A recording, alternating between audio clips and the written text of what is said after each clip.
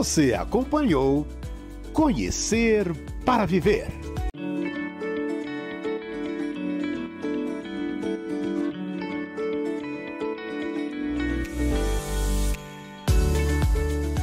Começa agora Conhecer para Viver. Apresentação Hildo Rosa. Olá, seja muito bem-vindo, seja muito bem-vinda.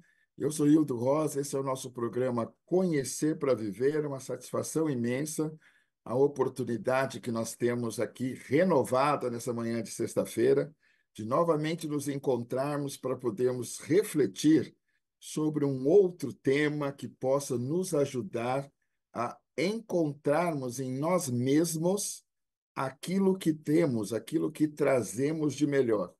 Como eu estou sempre levando em consideração aqui, nós somos seres perfectíveis, ou seja, nós vamos nos fazendo cada vez melhores a cada dia, a cada ação, a cada conduta de nossa parte. Muito diferente dos animais que nascem prontos. Quando eu vejo o voo de uma borboleta nasce pronta, e assim todos os outros animais. Já conosco é um processo diferente, o que justifica uma atividade, um programa, um propósito como esse nosso aqui no Conhecer para Viver. Porque à medida em que nós vamos acessando o conhecimento, nós vamos nos organizando em direção a uma condição de superioridade. E hoje, para que você possa interagir aqui conosco em tempo real, para vocês que estão nos ouvindo e nos assistindo, eu vou reiterar os nossos telefones de contato. 0800 979 5011. Se você preferir, 11 2457 5011. Pelo nosso WhatsApp, eu recebo a sua mensagem de texto, onde eu já peço gentilmente que você nos conte de que lugar do planeta você está nos acessando, você está falando conosco. Pelo nosso YouTube, Portal Mundo Maior, você também tem a oportunidade de acompanhar o nosso programa, bem como toda a nossa programação da nossa rádio e também da nossa TV Mundo Maior. Pelo facebook.com/Rede Boa Nova de Rádio, você também acompanha a nossa programação. Para você ter acesso a todo esse conteúdo, para que a gente possa estar cada vez mais mobilizado e motivado a trazer essa programação até a cada um de vocês, eu te convido a conhecer o Clube Amigos da Boa Nova. Se você ainda não conhece, eu te convido para se tornar sócio do Clube Amigos da Boa Nova. Para que você realize esse seu propósito, é muito simples. Você liga para o 0800 12 018 38 ou mesmo para o 11 2458 3214, para você fazer a sua doação espontânea ou mesmo mensal, na comodidade do seu lar. A nossa chave Pix é o 11 9 7261 0272. E você também pode nos conhecer mais e melhor pelo nosso site feal.colabore.org. Nessa nossa manhã de hoje, nós vamos conversar sobre um tema que culturalmente aqui no nosso país, né? Aqui no Brasil, porque não é uma festa que aconteça só no Brasil, mas aqui no Brasil, os festejos carnavalescos que se iniciam lá com uma tradição trazida pelos portugueses, que há quem diga que se inspiraram em algumas festas da Índia, nós temos aqui chegou aqui ao Brasil pela mão dos nossos irmãos portugueses, o Entrudô, que depois foi ganhando características mais próprias e hoje nós conhecemos essa festa por carnaval. E o nosso tema de hoje é depois do carnaval que o ano começa? Eu tenho algumas perspectivas para a gente poder conversar sobre esse tema. Vou apresentar para vocês a proposta que eu procurei aqui organizar hoje. E de que natureza é essa proposta? Não vou me ater necessariamente a essa festa cultural para alguns, essa festa pagã para outros. Não vou polemizar por essa perspectiva, mas trouxe aqui uma outra oportunidade de reflexão e vou pedindo para que você possa ir interagindo aqui conosco, tá bom? que sempre o programa se torna mais interessante com a participação de vocês. E a perspectiva que eu trago é a ideia de que a vida só começa, que as nossas atividades profissionais só começam depois do carnaval, que todos aqueles objetivos, propósitos, metas que eu tracei para mim, quando lá em dezembro estava pulando as sete ondas, lembra? Que também é um outro dado cultural muito presente aqui no nosso país, né? Normalmente em dezembro, nós estamos buscando as regiões litorâneas, fazendo promessas, renovando promessas, criando novos votos para o ano que se inicia. Poxa, se isso é um dado de realidade e nós esperamos o passar do carnaval, então perceba que quando eu me posiciono assim, tem uma motivação que me leva a me colocar assim diante da vida que não é muito positiva. Por quê? Porque eu estou me motivando externamente. E isso é um grande complicador. Primeiro, porque eu me apego a um sistema de crenças. Se eu fizer um deslocamento dessa percepção, ou dessa postura diante da vida, para outros cenários, eu poderia lembrar algumas situações em que eu também parto da mesma premissa para me posicionar diante da vida. Então, se alguém me diz assim, puxa, já te ocorreu ter algum gesto de empatia ou até mesmo de caridade em relação ao próximo? Não é muito incomum nós respondermos verbalizando, ou mesmo pensarmos da seguinte forma: ah, acho muito importante. Quando eu ganhar na loteria, olha que interessante. Quando eu ganhar na loteria, aí eu vou passar a agir assim, né? Quando eu ganhar na loteria. Então, é uma motivação externa que me levaria a uma mudança de postura, de atitude, de visão de mundo. Ou também tem uma outra situação. Puxa, já te ocorreu não agir desta ou daquela outra forma? Aí eu digo assim: quando eu for um ser humano perfeito, você pode até me cobrar isso, ou você pode até passar a ter alguma expectativa desta natureza em relação a mim. Uma outra situação.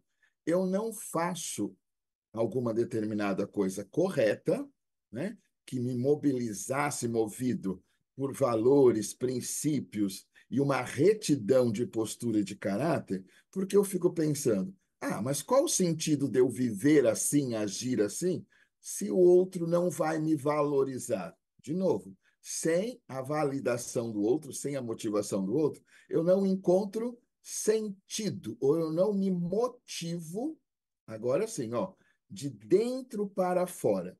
Ou seja, todas as vezes que eu espero primeiro um reconhecimento para depois agir da maneira correta, eu estou caminhando pelo mundo muito mais orientado, muito mais norteado pelos valores do mundo.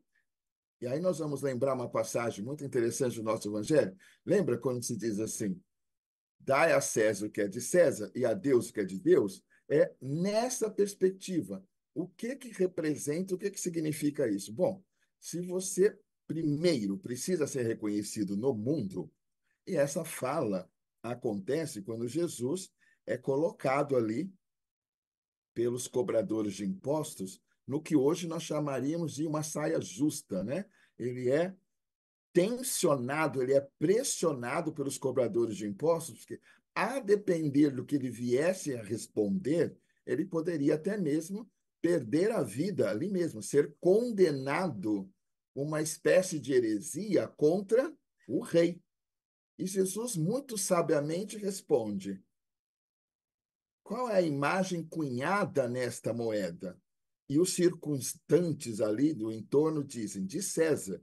E ele complementa, então, dai a César o que é de César e a Deus o que é de Deus. Bom, se eu vou dar a Deus o que é de Deus, não há de ser por nenhuma motivação externa. Eu vou fazer isso por uma motivação interna, percebe? Por uma motivação interna. Nada que possa agravar, nada que possa me comprometer ou me deixar numa situação em falta com a minha própria consciência, porque o mundo poderia não me validar. né? Porque uma determinada cultura poderia não me validar. Não foi assim e não é assim. Eu posso reafirmar aqui, né? Que Jesus se posiciona. E por que que eu estou evocando aí a figura de Jesus?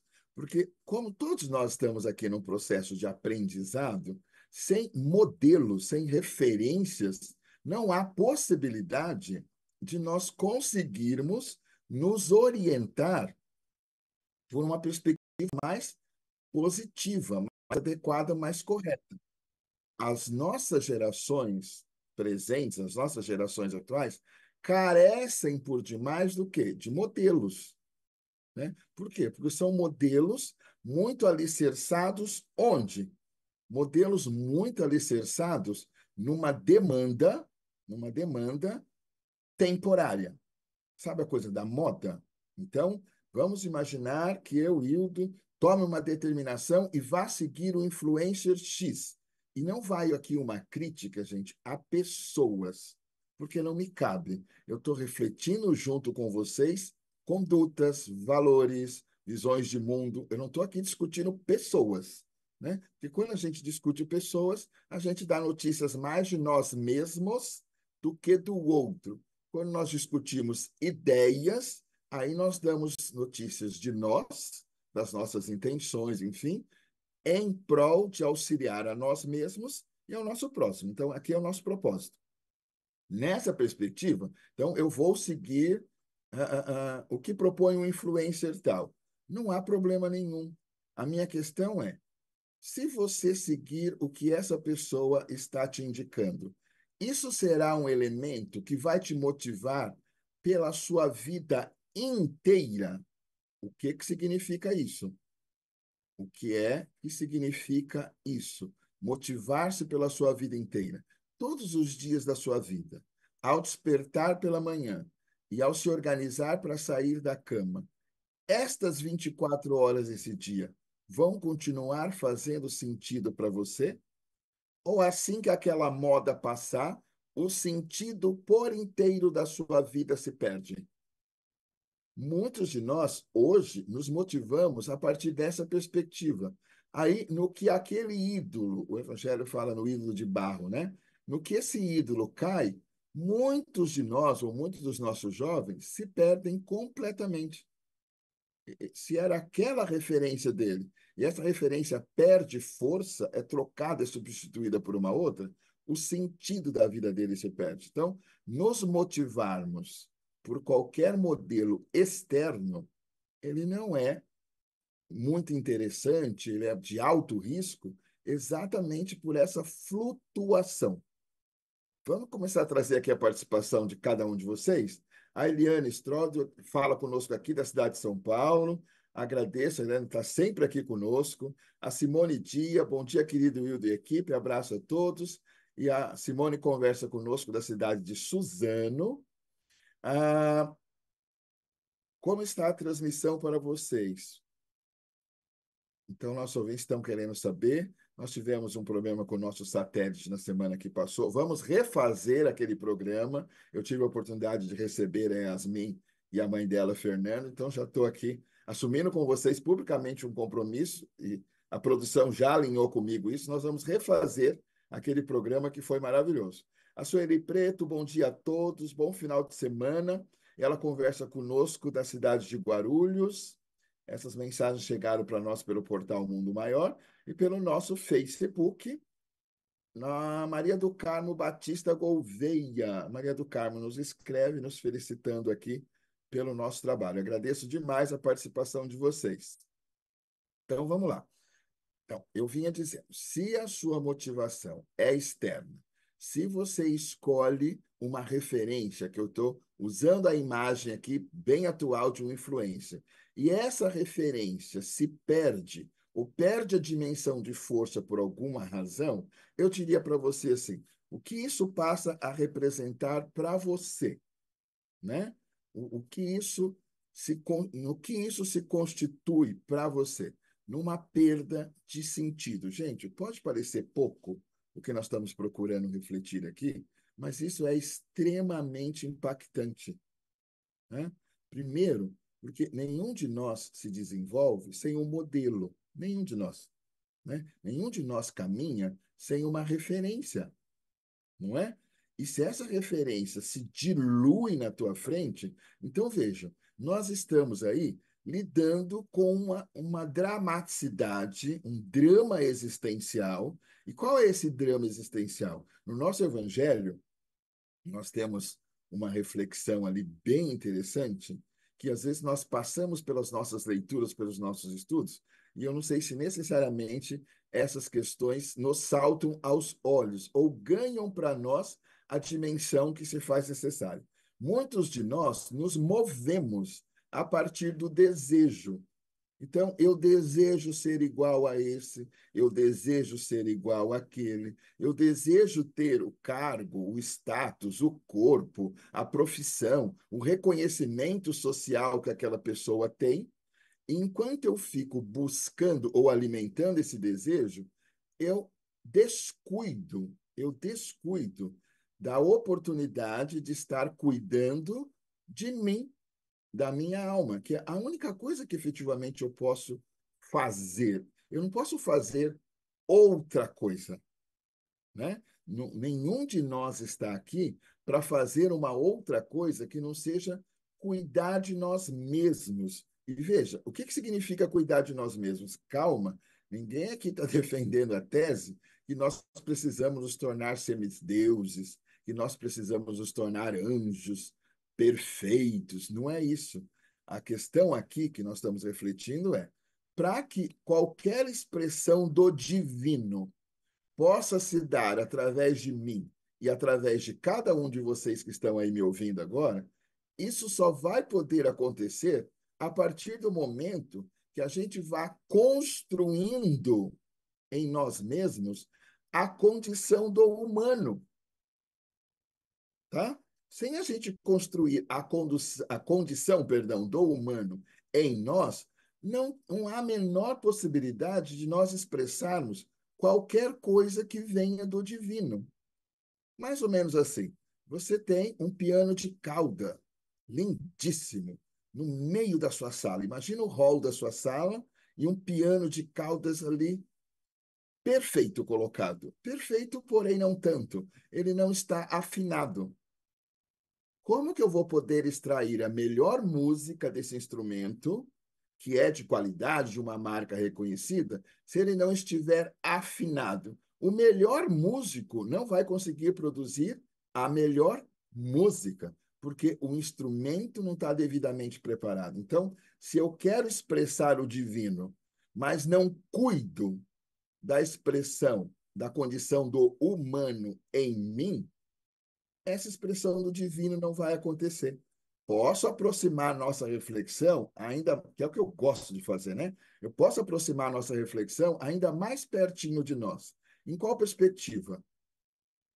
Quem de nós, quem nunca, ao se debruçar sobre uma criança, seja seu filho, sobrinho, enfim, o filho do amigo, conhecido, aí do teu prédio, do teu condomínio, não é muito comum, não sei se é uma questão só minha, vocês vão conversando aí comigo para eu ter uma diretriz aqui, tá? Não sei se é uma condição só minha, mas vejam, quando nós nos aproximamos de uma criança, a gente costuma dizer assim: o que você quer ser quando você crescer? Então, você imagina uma criança de 1 ano e meio, 2, 4, 5. Eu me aproximo dessa criança. Vamos imaginar que eu seja o pai, a mãe, um tio, um padrinho, uma pessoa, um professor, né? Eu sou uma pessoa que, no imaginário daquela criança, eu tenho uma certa dimensão de importância. Pode ser que, eventualmente, ela venha se inspirar em mim, né? Então, eu faço essa pergunta. A criança está um tanto quanto embaraçada ali para poder se posicionar. E aí a gente começa. Você vai ser professor? Você vai ser bombeiro? Você vai ser construtor? Você vai ser arquiteto? Não importa. Quando a gente traz todas as opções para a criança, do que nós estamos falando efetivamente? Nós não estamos falando do que ela vai ser. Nós saímos de uma dimensão e estamos entrando outra. Eu exerço a psicologia, mas eu não sou a psicologia. Entende? O meu ofício é a psicologia, como poderia ser uma outra área do conhecimento qualquer. Mas isso é o que eu faço. Isso não é quem eu sou. Quem eu sou? Eu sou alguém que está posicionado no mundo, dentro dessa encarnação, fazendo um esforço hercúleo para me tornar melhor a cada dia. Aí vamos lembrar de São Francisco? São Francisco de Assis tem um convite, uma proposta que ele nos faz, um exercício. E esse exercício vem de outras culturas, mas chegou em nós através da figura de São Francisco de Assis. E que exercício é esse? É o exercício de retrospecção noturna. E o que, que vem a ser isso? Ao nos deitarmos no final de um dia de atividade, de trabalho, enfim, então tomamos nosso banho, fazemos a nossa refeição e nos deitamos. Ao nos deitarmos, o que, que acontece? Qual é a sugestão de São Francisco de Assis? Que a gente passasse essas 24 horas a limpo para nos perguntarmos de tempos em tempos no que essa experiência me ajudou, entende? No que exatamente que eu cresci em relação a essa atitude. Dentro dessa perspectiva, então vamos imaginar que eu, Hildo, estou lá deitado com a minha cabecinha no travesseiro e me faço essa pergunta. Ao me fazer essa pergunta, ao longo desse meu dia, eu encontrei com alguém que eu tive ali um entrevero. As nossas diferenças ficaram muito marcadas e extrapolaram para um patamar de violência, de agressão verbal, tá? Não física, mas de uma violência verbal. Ao fazer esse meu exercício mais tarde, eu posso chegar à seguinte reflexão: Hilton, este fato te incomodou? Esse fato te chateou? E aí eu posso responder em duas dimensões. A primeira, esse fato me chateou, porque sinto que essa pessoa foi indelicada, desrespeitosa, agressiva em relação à minha pessoa. É uma posição que eu posso tomar diante da mesma situação. A outra posição, bem desejável, pensem comigo se não faz muito sentido. A outra posição é: Hilton, essa ocorrência que se deu ao longo do seu dia te chateou? E eu poderia responder: para quem? Para minha consciência. Hã? Lembra quando a gente diz que não faz sentido a gente ficar apontando o dedo para ninguém? Porque todos nós temos a nossa consciência para fazermos essa reflexão. Então, eu me faço a mesma pergunta e agora eu vou me dar a seguinte resposta: essa situação que aconteceu ao longo do meu dia me chateou muito, mas não pela atitude de agressividade da outra pessoa para comigo, mas pelo desejo que eu alimentei em mim em agredi-la da mesma forma. Feliz daquele que responda a partir dessa perspectiva, por quê? Porque isso vai deixá-lo necessariamente livre, né? Veja que ele não é reativo à atitude do outro. Mas qual é a reflexão que ele está tirando disso? Nossa, ainda habita em mim a mesma agressividade que eu encontrei na atitude do outro. Percebem? Quem dera cada um de nós pudesse se dar esta resposta, né? E não a primeira resposta, porque quando eu assumo a primeira resposta, muitas vezes eu estou me colocando num lugar de excelência, de supremacia. Eu me penso melhor que todos os outros, eu me sinto melhor que todos os outros. Então, eu sou um ser ambulante pelo mundo que vou viver tempo todo melindrado. Eu vou viver uma atitude extremamente seletiva, embora, por princípio, eu já saiba que ninguém vai servir para conviver comigo, né? Ninguém vai ser bom o bastante para transitar ao meu lado, porque eu estou superdimensionando uma condição que eu posso ter e devo ter, todos nós, como um objetivo, como um propósito. Mas convenhamos, não é uma realidade que já nos habita. Isso é uma meta que eu entendo que estamos todos nós aqui buscando, mas não que seja uma realidade que já faça parte de nós. Nós já tenhamos construído isso numa dimensão e numa condição acima do bem e do mal, que nem nós mesmos possamos questionar. Então, percebem? Todo esse movimento acontece se a nossa motivação estiver longe da ideia do desejo e muito alicerçada, muito calcada, retomando a ideia que eu comecei e não concluí, em cima de um princípio que o nosso evangelho nos orienta assim: bem-aventurado os homens de boa vontade. Nossa, mas o que que tem a ver isso? O que que significa isso? Vontade. Vontade é aquilo que nós conseguimos fazer à medida que nós abrimos mão do que é gostoso, né? E passamos a fazer o que é correto. Qual é a alimentação que para o nosso paladar é mais gostosa? A cheia de doce, de gordura, de açúcares, né? Essa, para o nosso paladar, é a mais gostosa. Qual é a alimentação correta? Né? Assumindo a alimentação correta, qual é a postura correta? Também fazermos exercícios, colocarmos nosso corpo em movimento. Qual é a programação televisiva que mais me instiga a seguir, a acompanhar? Puxa, aquela que vai se ocupar de maledicências o tempo todo. Qual é a correta? Talvez tomar um livro nas mãos, ou mesmo se eu estiver na televisão ou numa outra tela, nesta tela, procurar programas, atividades, enfim, que façam o papel de uma dieta mais saudável para o meu espírito, né?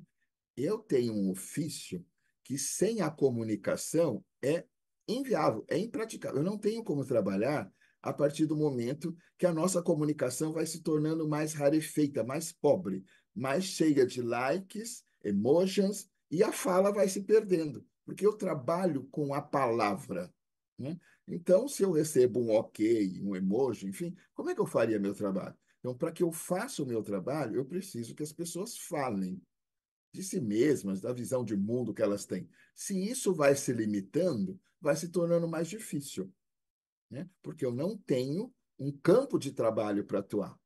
E como é que nós estamos nos comunicando hoje? Cada dia empobrecendo o uso da palavra, né?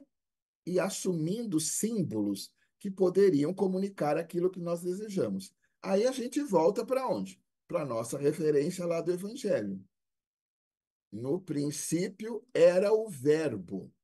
Então, todos nós existimos, todos nós nascemos a partir do Verbo, não é? Todos nós nascemos, todos nós existimos a partir do Verbo, não é assim? E quando eu vou perdendo essa dimensão de consciência, eu não consigo sequer nomear um sentimento, eu não consigo nomear um desejo. Eu quero isso, mas com qual significação, com qual sentido? Então, é aí que a gente vai se dando conta que aonde que eu vou exercer a minha vontade se eu não tenho um objetivo concreto, né? Se eu não sei o que que eu deveria estar construindo aqui. Muitos de nós, e esse é um diagnóstico que está aí na dimensão de uma epidemia, né? Quem sabe até de uma pandemia. E de que diagnóstico eu estou falando? De depressão. O que que nos leva para esse quadro de depressão? O sentido da vida vai se perdendo. Eu não tenho, não é claro para mim o que que eu vim construir nessa minha encarnação. Quais são os tijolinhos que me cabe colocar nesse ser que eu estou construindo, né? Vamos pensar no tijolinho mesmo da obra, vamos pensar aí quem viveu, né? As pecinhas de Lego, essa geração mais digital, não tem uma vivência tão expressiva, tão significativa com os quebra-cabeças, com as atividades mais digitais, né? Eles são de uma geração digital, mas não são de uma geração que usam as mãos para construir as coisas.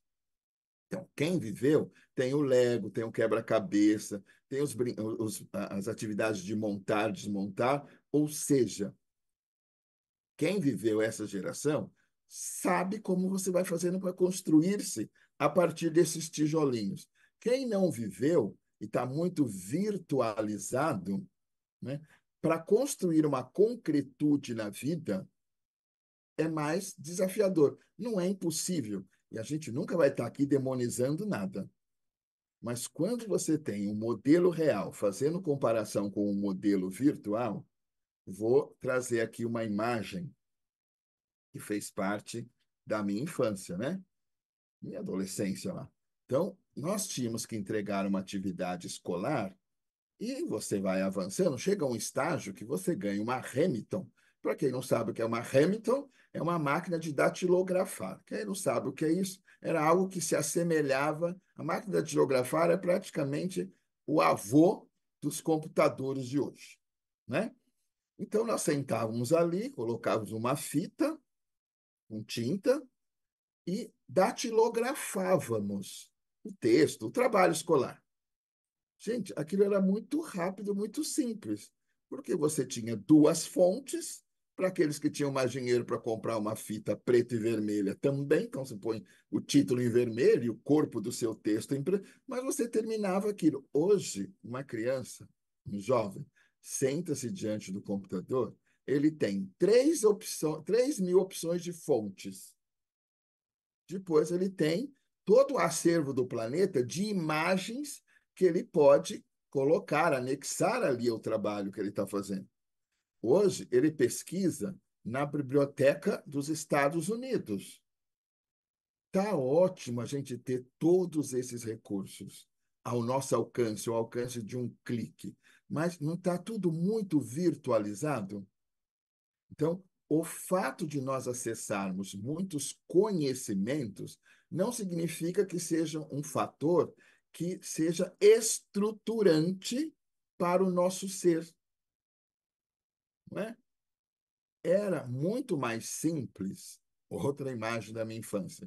Se eu estivesse brincando ali solto pelo quintal, enfim, e mamãe gritasse: "Vem tomar café", nós tínhamos sobre a mesa um bule enorme de alumínio, um café que foi coado no coador de pano, e naquela oportunidade nós tínhamos duas variantes. Ou nós tomávamos um café frio ou quente. Hoje, aqui no espaço de onde eu falo com vocês, que é do consultório, na recepção, eu tenho pelo menos uns 40 tipos de café ali. Então, você imagina o que é uma pessoa que vai se servir e fica vendo todas aquelas opções. Então, quanto de tempo hoje nós perdemos nas redes sociais, que também não estão sendo demonizadas, é o uso que nós fazemos.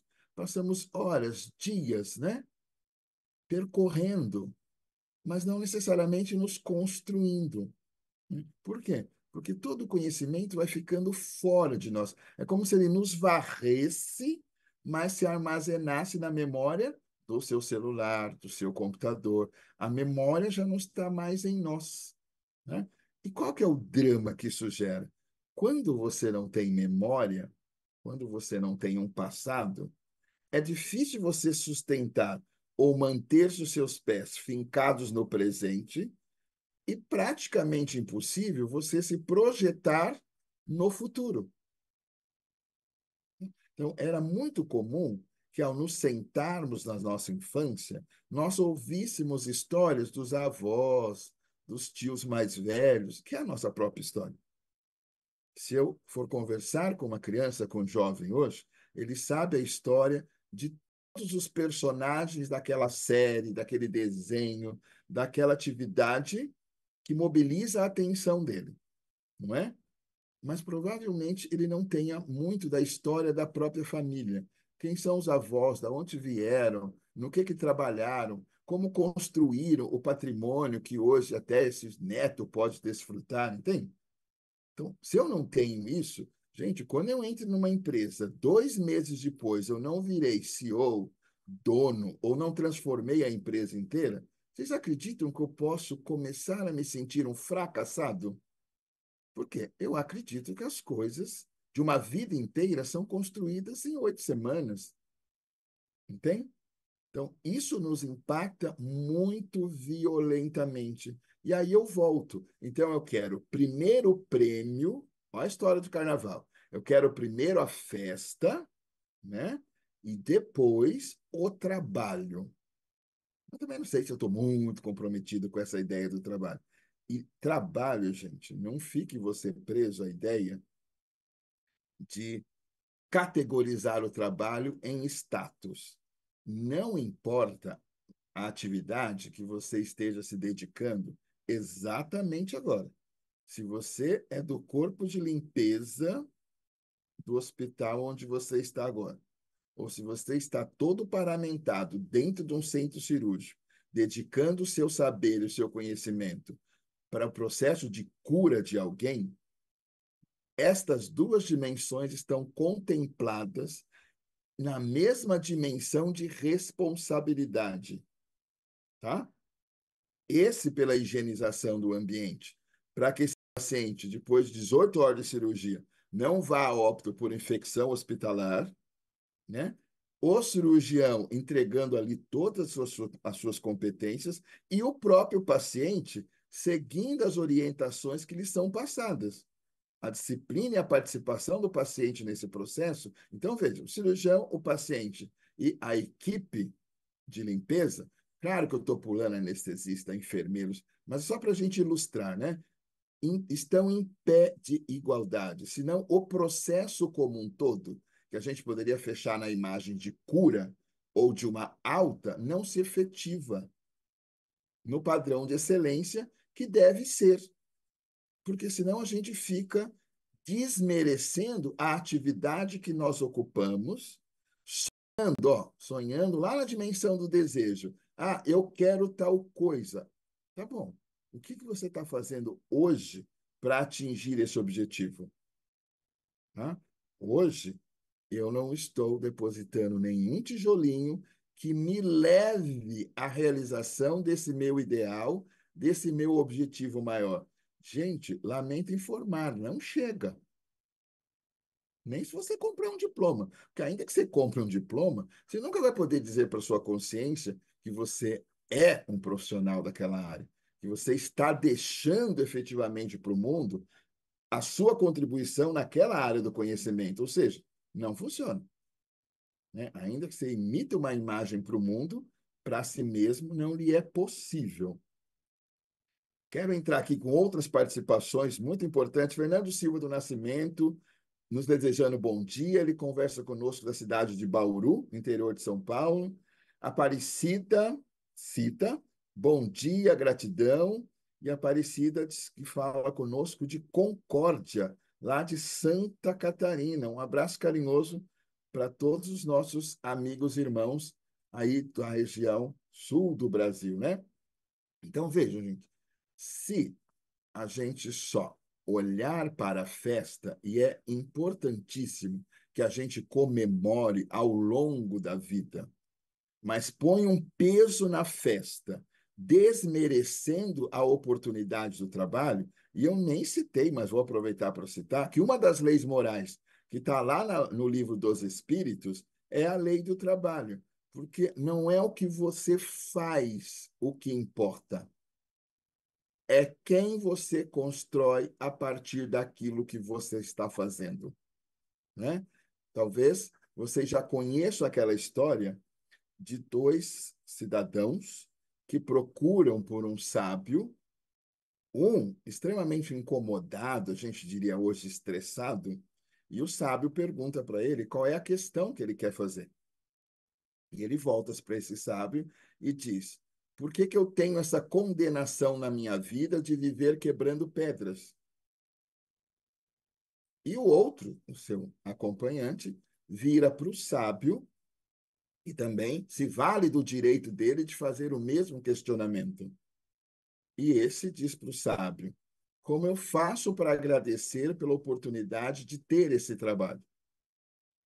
O que a gente pode deduzir daí? Né?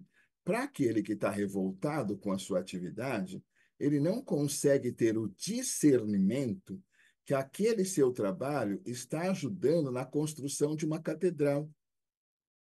Né? Ele só se vê quebrando pedras. E aí eu penso, mas será que a pedra é esse mineral que está na frente dele? ou essa percepção cristalizada que ele está conseguindo ter sobre a vida. Porque o outro está, veja, fazendo a mesma atividade numa outra dimensão.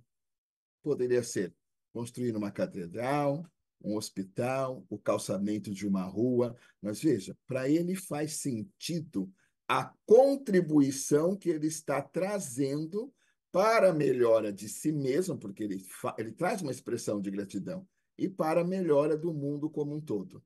Então, gostaria muito que você pudesse, a partir dessa perspectiva, organizar aí a sua balança na sua consciência e pensar e responder para si mesmo. Tudo bem para você comemorar as festividades do carnaval ou qualquer outra, mas se você precisa fazer isso desqualificando a oportunidade do trabalho, a oportunidade de dedicar-se com a mesma alegria para outras atividades, então eu te pediria para você repensar sua atitude, não na condição de quem se culpa, de quem se autoflagela, mas na condição de quem deseja para si o seu melhor. Agradeço demais, vou me despedir aqui com outras duas mensagens rapidamente. Simone Azevedo, desejando bom dia, nos felicitando aqui pelo nosso trabalho. Ela fala conosco de Regente Feijó. Muito obrigado, Simone. E uma última mensagem, novamente, da Sueli. Gratidão, doutor Hildo, excelente programa. A Sueli, sempre atuante aqui conosco, que fala aqui mesmo da cidade de São Paulo. Meus queridos, então, gostaria de deixar para vocês hoje, para nós todos, essa reflexão, deixar um carinho muito especial, né? E me despeço, como sempre faço, com aquele convite, porque na próxima semana eu novamente aqui estarei para mais uma edição do meu, do seu, do nosso programa Conhecer para Viver. Um abraço a todos e até lá.